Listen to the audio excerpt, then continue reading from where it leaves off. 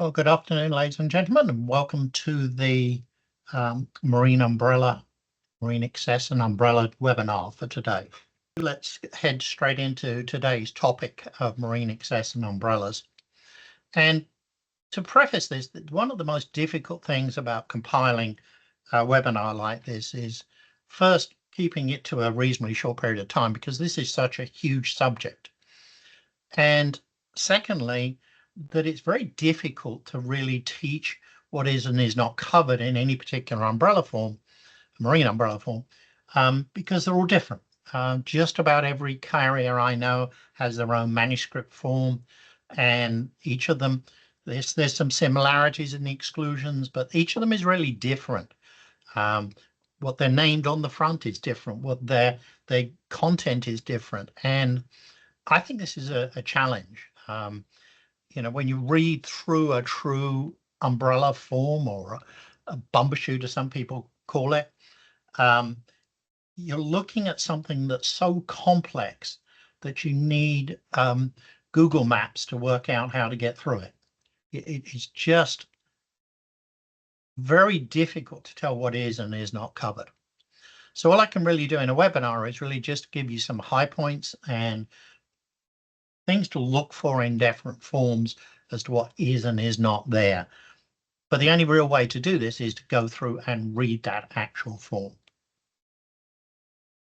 So first of all, we're going to talk about what's in a name. Is it called an umbrella? Is it called an excess, a bumbershoot?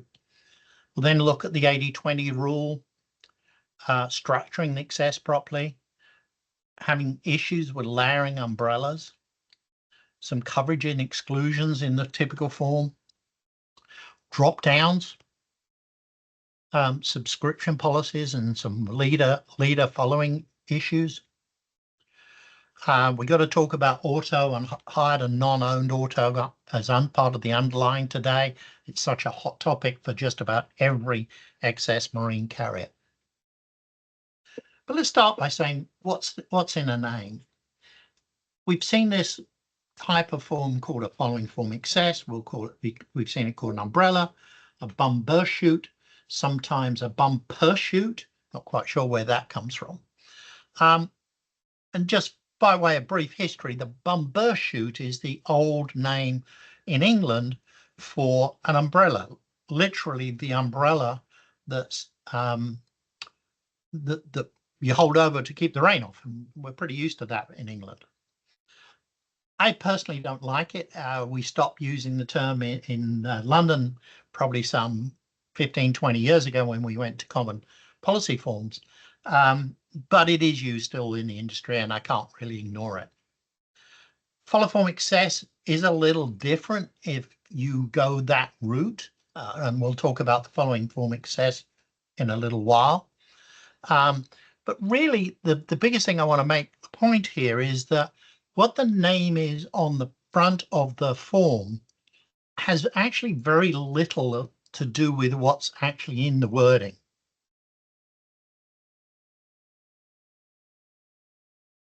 And the only way to really find out what you've got is to dig into the wording. We've seen companies issue policies that are called marine umbrellas, but when you actually look at it, they are true following form excess forms. We've seen the same with bumbershoots. We've seen following form excesses that have added a drop down to make them into umbrellas.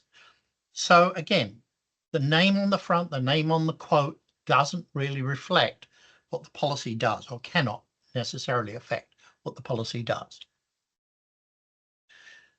So obviously a marine umbrella is going to typically, or marine excess is typically going to cover traditional ocean marine risks. They could be commercial risks like ship repairers, marine contractors, charterers liability, or they could be recreational risks like marinas or boat builders and boat dealers. But at the end of the day, the prominence of the business has to be in some form of marine activity.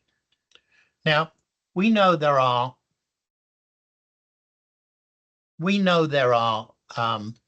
ship repairers that do 99% of the work on land. They don't have to be in the water. They don't have to be in the dry dock that we're pictured here.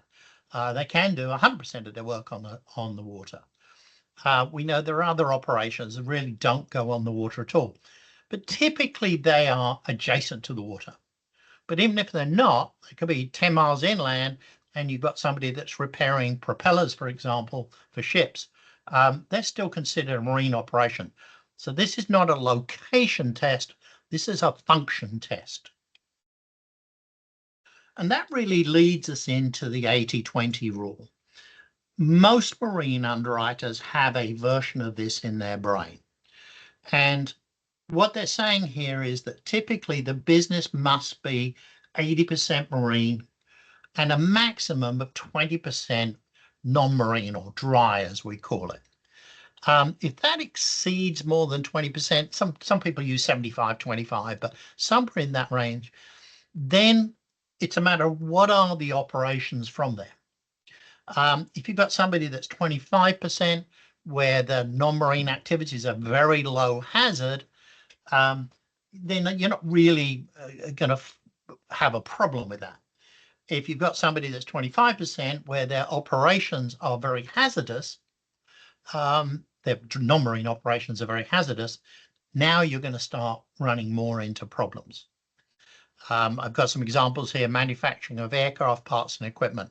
Reminds me of a shipyard used to write down in Miami, where they'd taken in some extra work because their welders were light and they happened to be located very close to Miami Airport. So they took in the welding of aircraft wheels, the hubs of the wheels.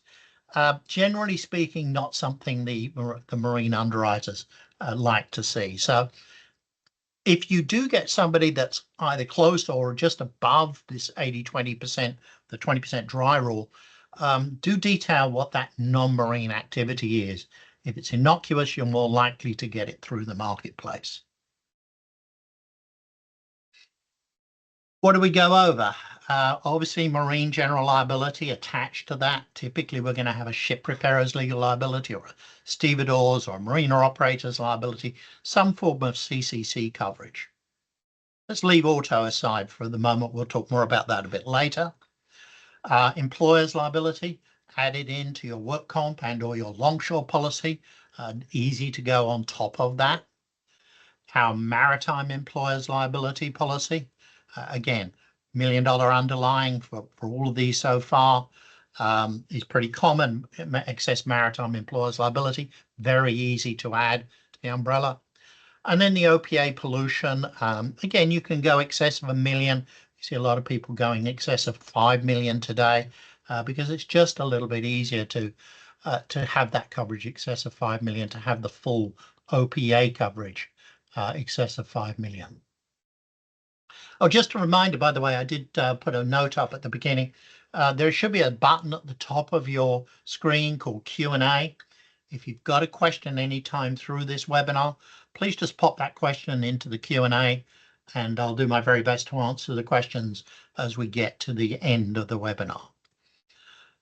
Again, I don't want to completely bypass auto here. It can be in the umbrella, but there are some serious issues today, particularly if you've got a heavy trucking fleet or anything more than some incidental exposure. We'll talk more about that a little bit later.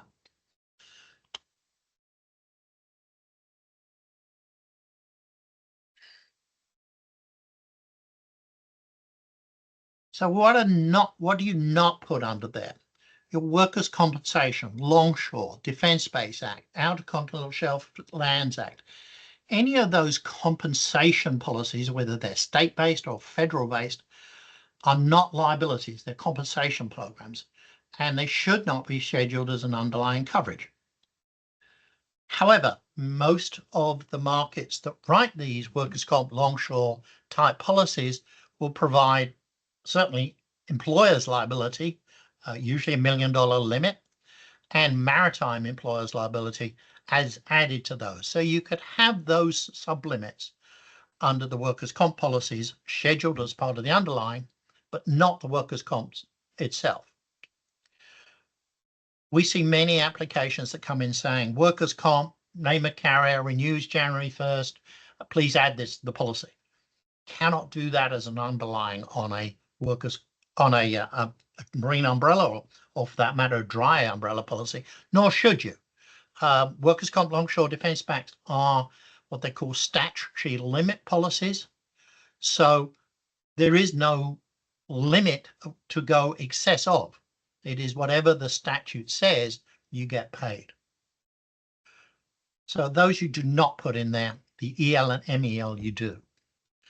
Watch out, by the way, particularly with some of the two mutuals, the EL and MEL sections sometimes are offered by the mutual itself, sometimes are in the state act carrier, and the MEL is often a separate carrier. So you wouldn't want to show the name of the mutual as the carrier for the MEL, for example, because it's typically a companion policy with a different carrier.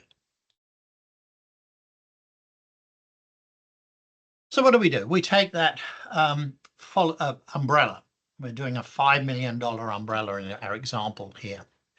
And what we're doing is we're topping up the limits from GL, from auto, from EL. This one's showing the EL at a little bit lower limit. Typically today you want to get it up to $1 million. The P&I, the MEL, the vessel pollution, again, we're pushing up to maybe a $5 million attachment point. All of that is the umbrella itself. Once we get above that, we want to use a following form policy. And let me talk more about that in just a moment. So here's where it goes wrong. If you use an umbrella form, and again, forget what's on the title on the front, think of what it actually says in the form. And then you put a second umbrella on top of that, and maybe a third umbrella on top of that. Every one of those is likely to have different terms and conditions. Remember I said they're going to have different lead carriers are going to have their own personal policy forms. And stacking these umbrellas like this means you're going to have different layers of coverage with different terms and conditions. And this is not just the premium here, I'm talking about the actual exclusionary language. So what you could do is you could have something that's very nicely covered in that first umbrella, but excluded from the second umbrella, and maybe included again in the third umbrella. So that gets really confusing when you do that. So the way to do that is to use the umbrella as your primary, your first 5 million, your first 10 million of coverage over the top of the primaries itself. And then you're going to use a thing called a following form excess. American Institute Following Form Excess Marine Liability Clause is what all those letters mean. American Institute Following Form Excess Marine Liability Clauses. Get all those words in one order and you win the prize. That way, you're just replicating the exact terms and conditions of the umbrella. And you're never going to have a claim which is going to be mismatched, as we showed in the previous slide. Are the differences significant? Probably not, but this is just so much easier way of placing it, and then you have no doubts that you're just giving more limit. 5 million primary, 10 million over 5 million for the next layer, maybe 30 million over 15 million for the next layer, maybe another 50 million on top of that. However limits you can negotiate with your lead carriers, this is the structure you want to use. It is very bad practice to sit an umbrella, a marine umbrella, on top of another marine umbrella. It just creates gaps in coverage. And if you really want to do that, just remember your E&O carrier's phone number for that claim when it is reported that's not covered.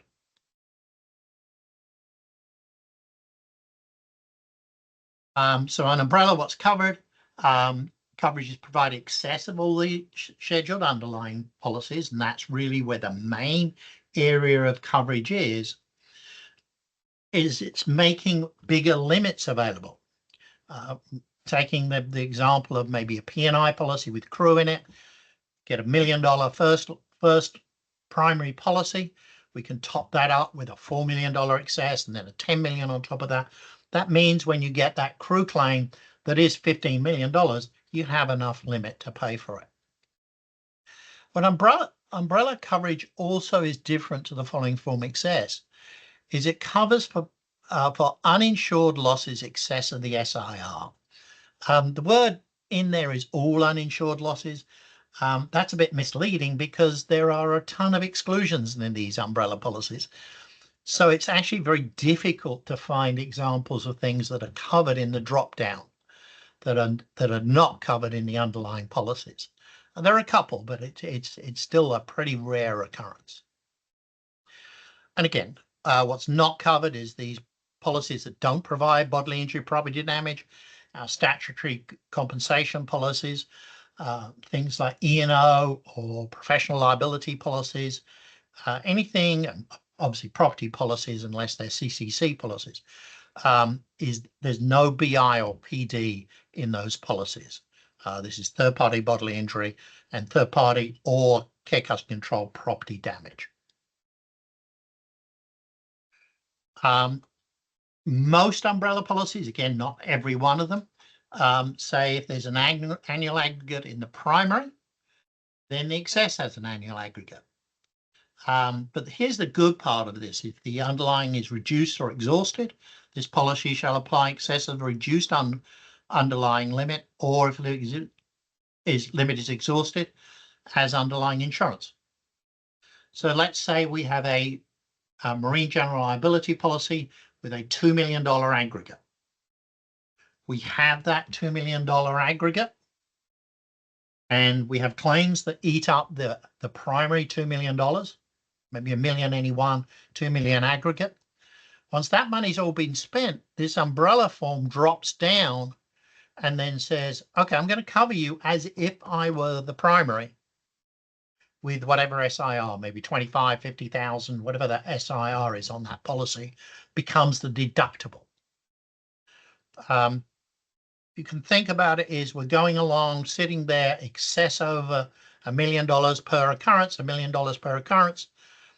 We spend $2 million in the aggregate in the primary. Now we literally fall off the cliff and become primary. Sounds an unlikely event, but I promise you it happens. And I've got personal experience of claims that have used that exhaustion of the aggregate. And suddenly you get an umbrella underwriter who's having to step in, handle the claims, and pay the claims on a primary limit. Again, just to remind you, we've got a Q&A chat box on the side. Please post any questions you have on the chat box, and I'll try and address them at the end. This is just really a restatement of the last clause. Absolute exclusions under most umbrellas, marine umbrellas, breach of fiduciary duty, discrimination, employment-related practices, workers' comp, of course, fraud, dishonesty, criminal act, occupational disease, fines, penalties, punitive damages, pollution, and again, if we're excessive OPA type pollution, that can be that would be an exception to there, and then war.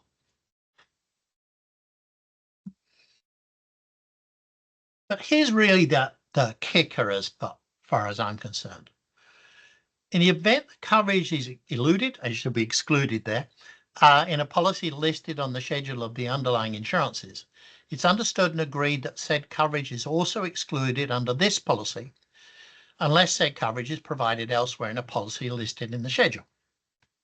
So let's say we have a marine general liability policy that excludes liability to employees.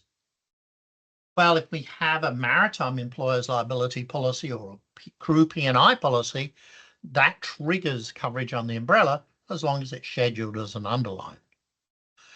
But if the marine general liability policy has, let's say, an actions over, a contractual liability exclusion in it, then that automatically flows up to the umbrella, and there's no drop down for that.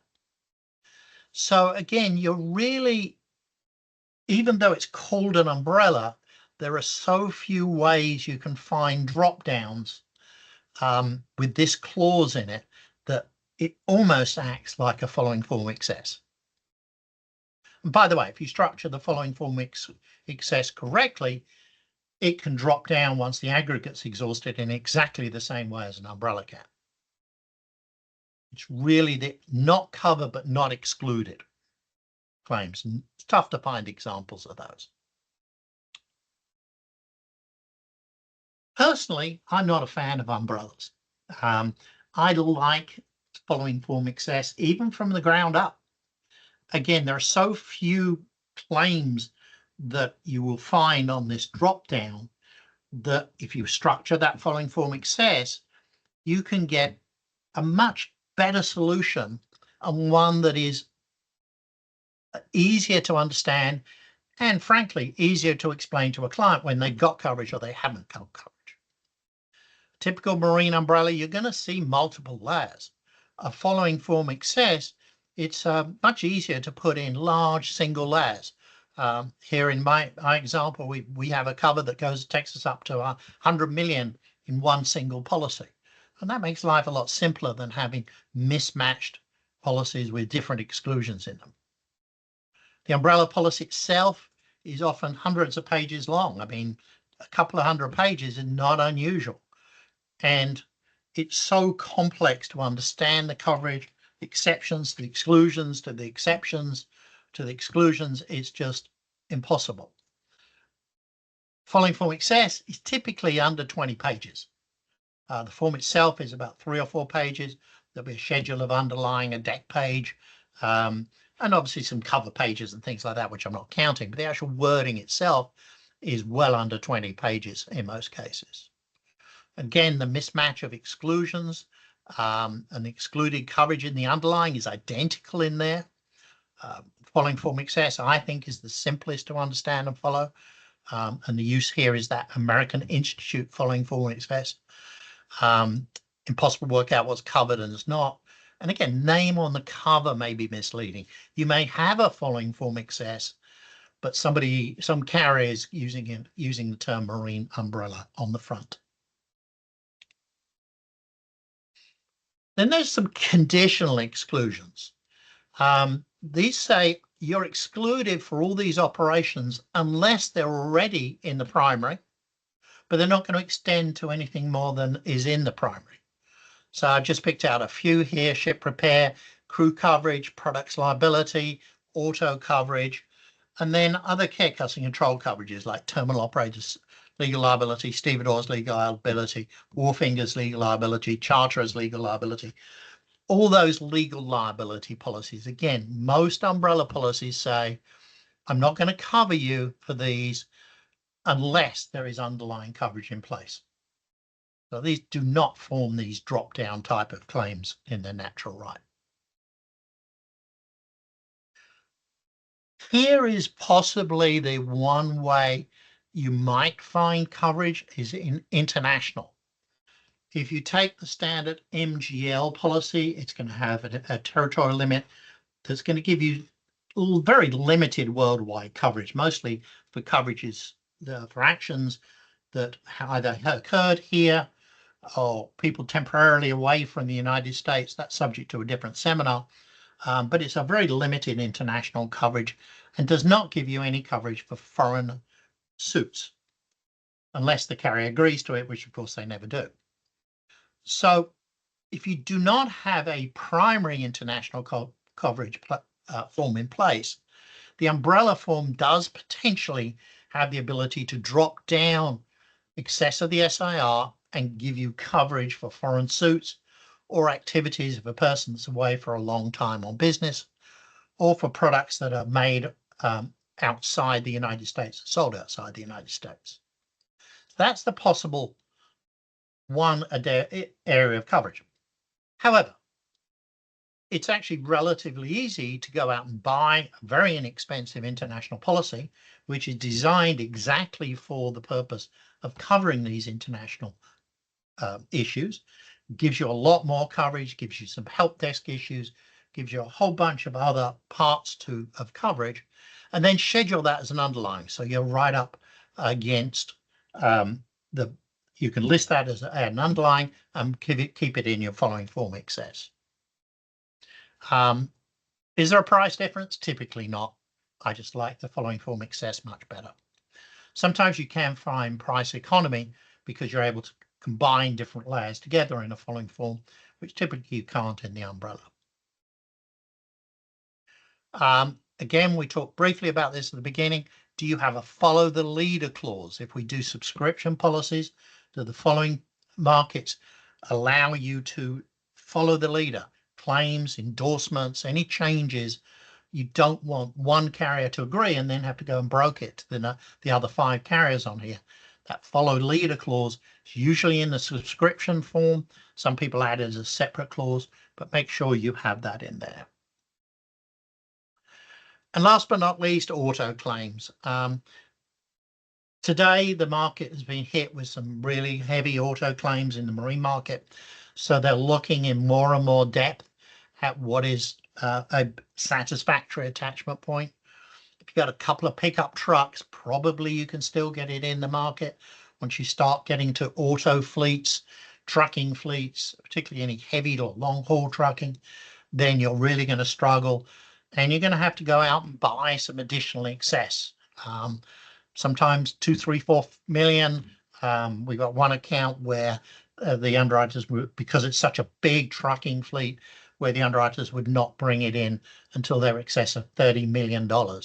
So it can depend on the size and the complexity of the fleet. Hired and non-auto has also become an issue. There's been a couple of really nasty losses on hired and non-auto. So we find many underwriters today asking more information about how much is this exposure. One particular company thought they were very clever and they gave all their pickup trucks to their employees and said, you have to go and buy the insurance. We're going to reimburse you for the insurance. But then the corporate side was now covered under the hired and non-auto owned auto. So they potentially saved a lot of premium, but ended up catching the umbrella carrier for a fairly large claim based on one of those pickup trucks running over somebody. So hired and non-auto claims are there, and the questions, don't be surprised if your umbrella underwriters ask more questions on this.